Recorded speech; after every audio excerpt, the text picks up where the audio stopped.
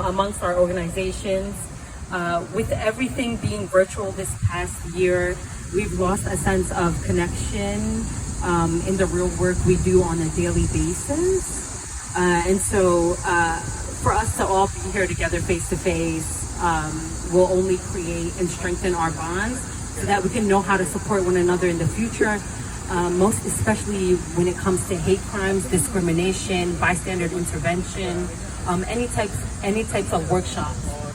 We need to constantly be in contact with one another and also show support towards one another. I know we always get busy because many of us are in the mayor's office or the nonprofit world, but I'm hoping that this is the first step that our coalition on hate crimes will only succeed in the future. And so again, thank you all for coming out and being here. And then if you have any questions or need any support, I'm here. Just a little quick intro. Ashley, our development, beautiful essay. Hi everyone, she helped me put this together. We have Nate, he's our operations at AAA&Y. Our awesome boss, Marwa, is here, our executive director, please wave. Our head of our ESL programming and teaching, Mary over here. So thank you all so much. And they're also here to support me and support you. And I would love to, if Yehuda is ready, to give him the first round of introduction to speak, or anyone from JFRED. Yes, please give an intro to your organization and just talk about the awesome work you're doing. Hi everyone, my name is Paula. I use she, her pronouns. I'm a member of JFRED, which is Jews for Racial and Economic Justice, which is a space for Jewish New Yorkers to come together with our neighbors to fight for an equitable NYC where people can thrive and that's free from violence of all kinds. So we're part of a coalition. I think some orgs here are part of it too, NYC Against Hate. It's a diverse set of organizations advocating for community-based solutions to public safety instead of, investing in our police, which many of us know to undermine our safety. Over the last few months, JFRED has been doing canvases all over the city with these flyers about intervening in instances of hate violence in our communities. So we've been going out and agitating our community members and speaking with them after a long pandemic and teaching them the 4 Ds and one bonus D, which is direct.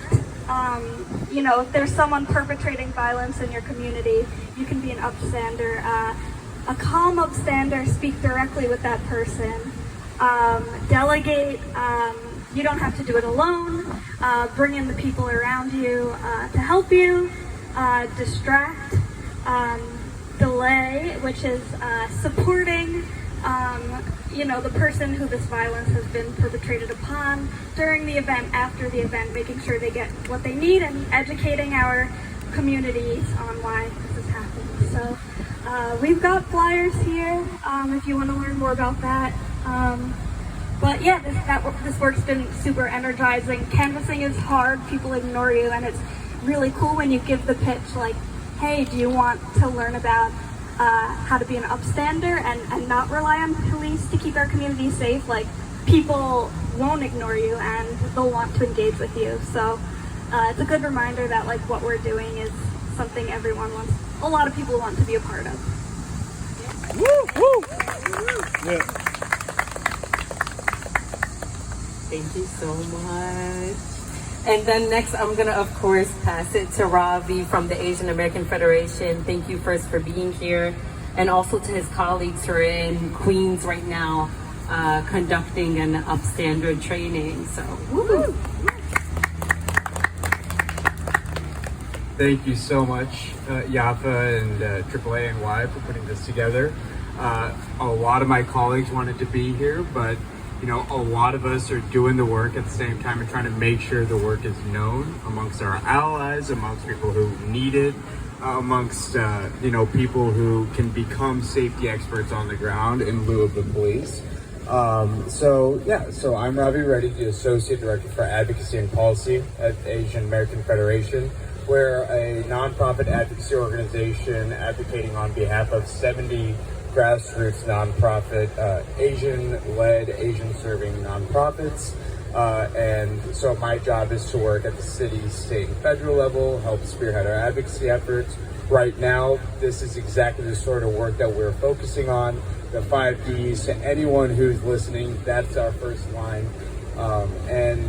I think right now what we're really fighting for at the city front is for our Hope Against Hate campaign, which is to really get funding towards exactly the sort of work JFred is doing, upstander training, safety ambassador programs, safe zones that involve all community stakeholders, faith centers, small businesses. What we keep telling people is that what happened yesterday to one community is happening today, and it will happen tomorrow. So we need to invest in exactly this sort of work now, and that any funding we get is just a down payment, that we fully expect city support to continue this work. And next year, with 6 Asian Americans hopefully becoming part of city council, we're hoping the fight will be easier and that there will be more validation for exactly the sort of work we're doing here today. Thank you so much. Yeah. Thank you so much, Ravi. Woo. And then I want to welcome MCNN. So you're going to have to pronounce your name properly because I don't want to butcher it. And please speak about the work you do and how's it feel to be a newcomer and do the work that you do and to be here.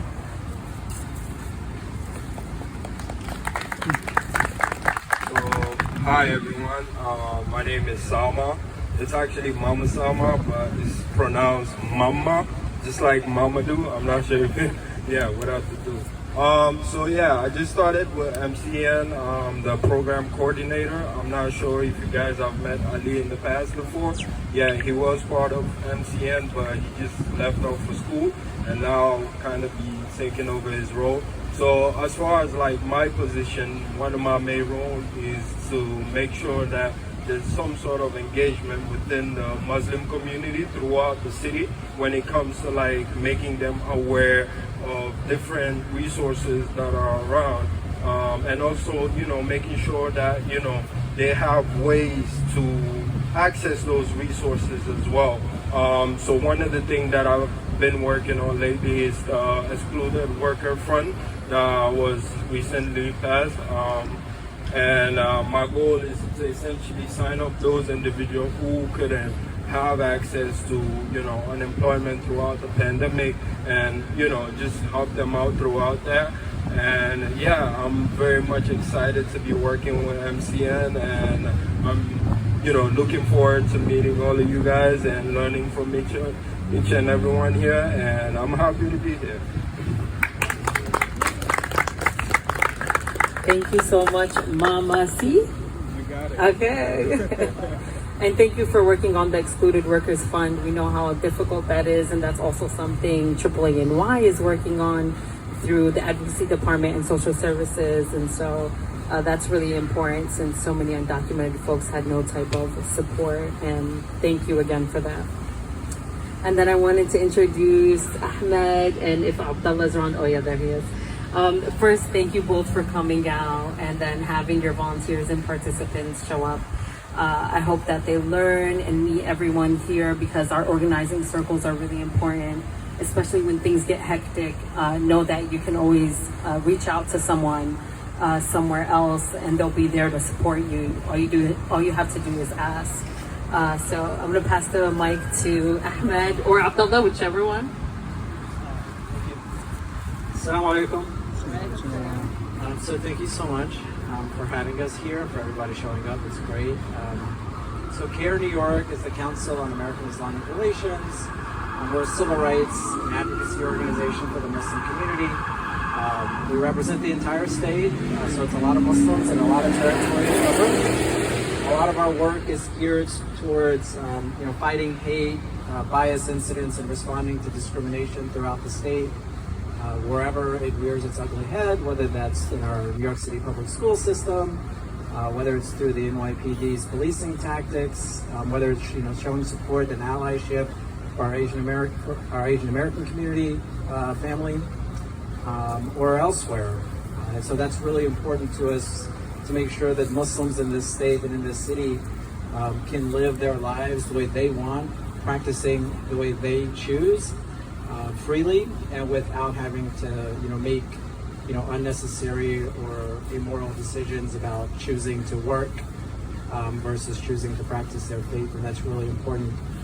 We're really looking forward to working with everybody, because something that's extremely important for us is to improve the reporting mechanisms that are in place for our community. We are, we don't vote at the same rate. We also don't report crimes at the same rate, especially when it comes to bias and hate. And so educating the community, making sure that they know they have organizations like organizations here to turn to for help is extremely important, because I truly believe that our community and your communities as well, they trust you a lot more than they trust the NYPD or the FBI or whatever law enforcement agency that we're dealing with, especially if they're a community that's been surveilled. And so it's extremely important that they know they have a community-based organization that supports them and that's going to have their back. And that's kind of what we do on a regular basis. We advocate for our constituents, our clients, at every single level, whether that is contacting their elected officials, the NYPD, doing rallies or protests. And sometimes our work ends up in court as well, especially when it comes to hate crimes. We've lately been very aggressive on trying to go after and sue the perpetrators of hate crimes if they have assets, to make sure that the families who have been impacted directly have something that can help them moving forward, especially when it comes to making sure that they're made whole throughout the process. So something we did bring is we brought Know Your Rights information. They're in Arabic, so Arabic, right? Mm-hmm. Yeah, so if you don't read Arabic, go online and you can get the English version or whatever version you'd like to read. Thank you so much. Yeah.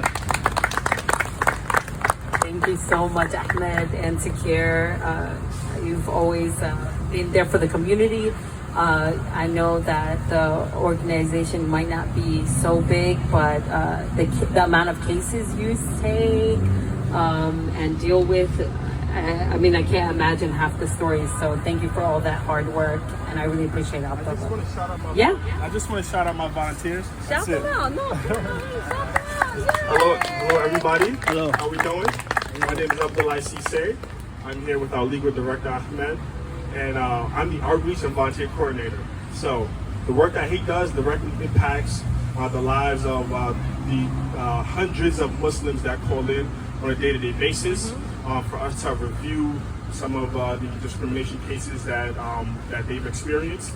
And my job is to build coalition with folks like our sister Yafa over here, brother Sama with MCN, and also to engage our volunteers.